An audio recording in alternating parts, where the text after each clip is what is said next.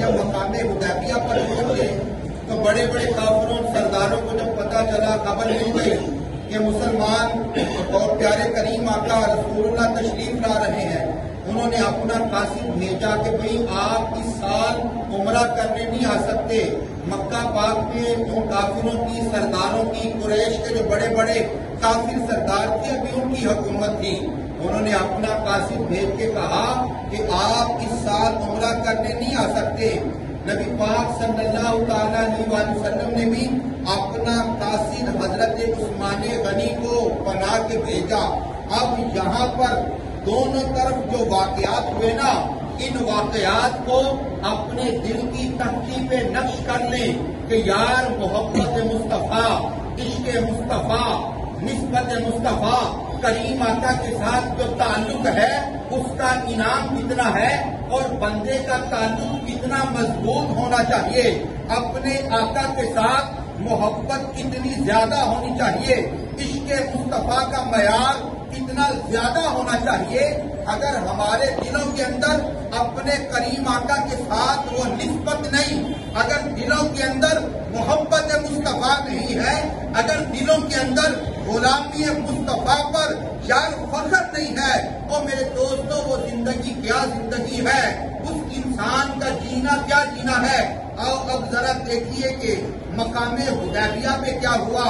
مکہ پاک میں کیا ہوا۔ میرے دوستو، حضرت عثمان غنی رضی اللہ تعالیٰ عنہ کو میرے کریم آقا نے بھیجا ہے، عثمان جاؤ، جا کر مکے کے کافروں سے کہو کہ ہم اس وقت لڑائی کرنے کے لیے نہیں آ رہے، ہم جہاد کرنے کے لیے نہیں آ رہے، ہم تو عمرہ کرنے کے لیے آ رہے ہیں۔ کافروں نے کہا، اے عثمان، اس سال تم مسلمانوں کو عمرہ نہیں کرنے دیا جائے گا، اس سال تمہیں عمرہ کرنے کی اجازت نہیں، جاؤ جا کر اپنے نبی سے بولو کہ تم اس سال عمرہ نہیں کر سکتے۔ اب ذرا آگے سنیے گا، ان سرداروں نے کہا، اے عثمان، تم ہمارے بڑے پرانے تعلقات ہیں تمہارے خاندان کے ہمارے ساتھ، تو ہمارا پرانا دوست ہے، تم مکے میں آئے، اور میرے دوستو کوئی آج ہم جیسا ہو تو کعبہ کی دیواروں کو دیکھ کر آنسو نکل جاتے ہیں۔ ذرا خیال تو کریں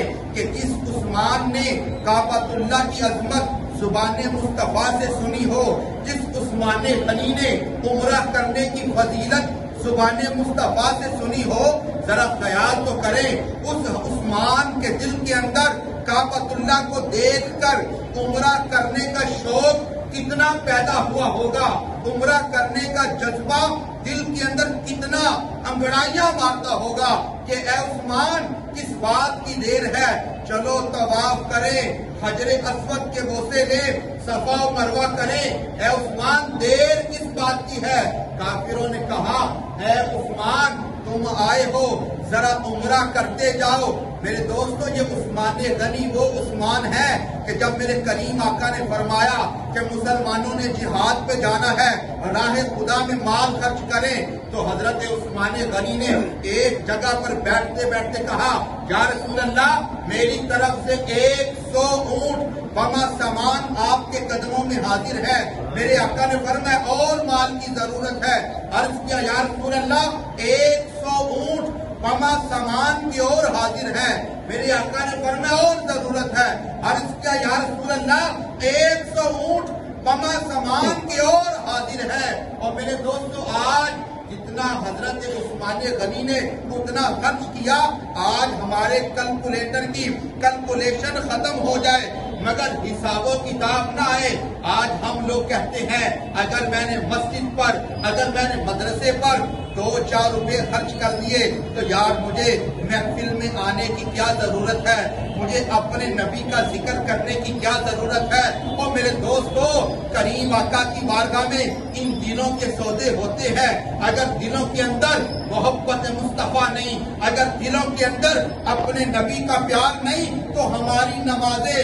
یہ سجدے، عبادات، اور میرے دوستو یہ منہ پر مار دی جائیں گی، لیکن دلوں میں محبت مصطفیٰ ہوئی، دلوں میں عشق مصطفیٰ ہوا تو رب کریم دنیا میں بھی عزتیں عطا فرمائے گا، میدان محشر میں بھی شان عطا فرمائے گا۔ میرے عزیز دوستو، جو میں بات سنا رہا ہوں جو بات میں نے شروع کی کہ حضرت عثمان غنی رضی اللہ تعالی عنہ کو کافروں نے کہا اے عثمان آپ آئے ہو عمرہ کرتے چلے جاؤ کعبے کی زیارت کر لو طواف کر لو اور میرے دوستو اس عاشق کا دل ادھر کعبے کی طرف مچلتا ہوگا لیکن انہیں پتا تھا کہ حدیبیہ میں کعبے کا کعبہ موجود ہے ادھر کعبہ ہے ادھر آمینہ کے لال کو ان کافروں نے روکا اور کہا تم عمرہ نہیں کر سکتے اور میرے دوستو کچھ محبت کے ضمیر کے عشق کے فیصلے بھی ہونے چاہیے حضرت عثمان کا وہ فیصلہ اور سنہری حروف میں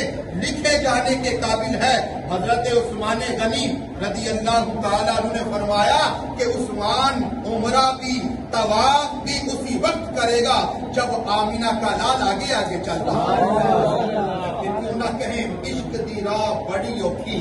عشق دی راہ بڑی اوکھی پر جے کوئی ٹورے دی یار ملا دیندا حق پیر دے چمن نہ دین لوکی عشق کتیاں دے پیر چما دیندا عشق اونچ تے نیچ ویکھدا نہیں ذاتاں پاتاں دے فرق مٹا دیندا کدی نہ ملک محبوب ہٹیاں تو عشق پھر بھی بولیاں لوا دیندا اللہ نے عشق نو اے توفیق بخشی نیزے اُتے قرآن سنا دیندا تے اتھرو اک وی نکلے جے عاشقاں دا سونے رب دا عرش ہلا دیندا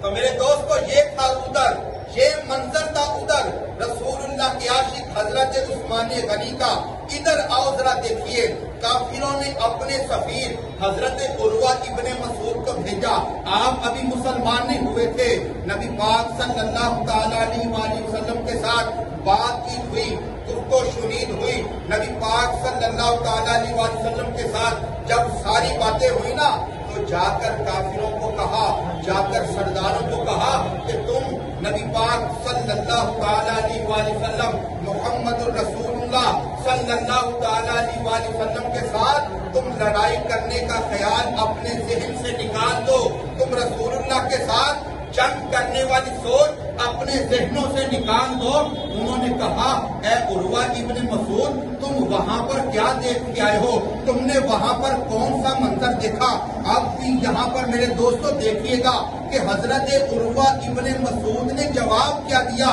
اگر آج میرے عمل سے اگر آج میری اداؤں سے کوئی منکر رسالت نبی پاک صلی اللہ تعالیٰ علیہ وآلہ وسلم کی عظمتوں کو انکار کرنے والا اگر وہ میرے عمل کو دیکھ کر وہ سہم نہیں جاتا میرے عمل کو دیکھ کر اس کے دل کے اندر محبت مصطفیٰ روشن نہیں ہوتی تو اس کا مطلب یہ ہے کہ میں نے عمل کرنے میں کمزوری کی ہے میرے عمل کے اندر بھی کمزوری ہے میں اپنے عمل کے ساتھ اپنے کردار کے ساتھ اپنی سوچ اپنی فکر کے ساتھ میں کسی دوسرے کو نبی پاک صلی اللہ تعالیٰ علیہ وآلہ وسلم کا میں غلام بنانے کے قابل نہیں بنا میں کسی بندے کے دل کے اندر اپنے نبی کی محبت اجاگر نہیں کر سکا میں کسی بندے کے اندر نبی پاک کے عشق کو زندہ نہیں کر سکا میرے دوستو حضرت عروہ ابن مسعود نے کہا کہ تم رسول اللہ کے ساتھ جنگ کرنے کا خیال اپنے ذہنوں سے نکال دو انہوں نے کہا اے عروہ ابن مسعود تم وہاں پر کیا دیکھ کے آئے ہو کیا ان کے پاس بڑی تلواریں تھی کیا ان کے پاس بڑے گھوڑے تھے کیا ان کی تعداد زیادہ تھی ان کے پاس بڑے بڑے نوجوان تھے کہ وہ بڑے زور آور لوگ ہیں کہ تم ان کی طاقت کی وجہ سے ڈر گئے تم ان کے زور کی وجہ سے ڈر گئے تم ان کی تعداد کی وجہ سے ڈر گئے اور میرے دوستو حضرت عروہ کا جواب سماعت کیجیے گا حضرت عروہ نے کہا میں کیسر و کسرا میں بڑے بڑے درباروں میں گیا میں بڑی بڑے بادشاہوں کی میں نے بادشاہت کو دیکھا بڑے بڑے جاہو جلال والے میں نے بادشاہ دیکھے بڑی بڑی سپر پاور بادشاہوں کے درباروں میں میں گیا مگر میں نے کسی بھی بادشاہ کے ماننے والوں کو اتنی عزت اپنے بادشاہ کی اپنے سردار کی اتنی عزت کرتے نہیں دیکھا جتنی محمد کے ماننے والے اپنے نبی کی عزت کرتے ہیں جتنی تعظیم وہ کرتے ہیں اتنی تعظیم کوئی نہیں کر سکتا کہا کیا کرتے ہیں کہا تعظیم کا مقام تو یہ ہے اگر ان کے رسول اپنا لعاب زمین پہ پھینکتے ہیں، اگر ان کے کریم آقا اپنے ناک مبارک کو صاف کرتے ہیں تو وہ صحابہ اپنے نبی کے منہ سے نکلنے والے تھوک کو زمین پہ گرنے نہیں دیتے، بلکہ اپنے ہاتھوں پہ اٹھا کر کسی کپڑے یا دیوار سے صاف نہیں کرتے، اپنے چہرے کا نور بنا لیتے ہیں، اپنے چہرے پہ مل لیتے ہیں۔ اور میرے دوستو، یہ ہے میرے کریم آقا کی بارگاہ، یہ ہے میرے کریم آقا کے ساتھ محبت کرنا، یہ ہے کریم آقا کے ساتھ اپنی الفت، اپنی محبت کو زندہ کرنا۔ اگر یہ زندہ نہیں کر سکتے تو یار اللہ کی بارگاہ میں دعا کرے، مولا ہمیں محبت مصطفیٰ نصیب فرما دے، ہمیں عشق مصطفیٰ نصیب فرما دے۔ میرے عزیز دوستو، حضرت قتادہ کی آنکھ نکل جاتی ہے غزوہ احد میں، آنکھ میں تیر لگا، آنکھ کا ڈیلا بہہ گیا، پیشانی پہ یہ چہرے پہ رخسار پہ آ گیا، رسول اللہ کی بارگاہ میں آئے۔ اس بات کو نہ یاد رکھے، بڑی آسان بات ہے۔ لوگ کہتے ہیں، جس طرح کہ علامہ صاحب فرما رہے تھے، آج لوگوں نے توحید کو یہ سمجھ لیا کہ رسول اللہ کی بات کرنا نعوذ باللہ توحید کے خلاف ہو گیا، معجزات کا ذکر کرنا وہ سمجھتے ہیں توحید کے خلاف ہو گیا۔ ارے تمہیں تو مقام مصطفیٰ کا پتہ ہی نہیں ہے۔ جس رب کریم نے اپنے محبوب کے قدموں میں سورج، چاند، ستارے کو رکھ دیا، کیا محبوب صرف اشارہ کر دینا تیرا کام ہے؟ سورج بھی واپس پلٹ آئے گا، چاند بھی دو ٹکڑے ہو گئے۔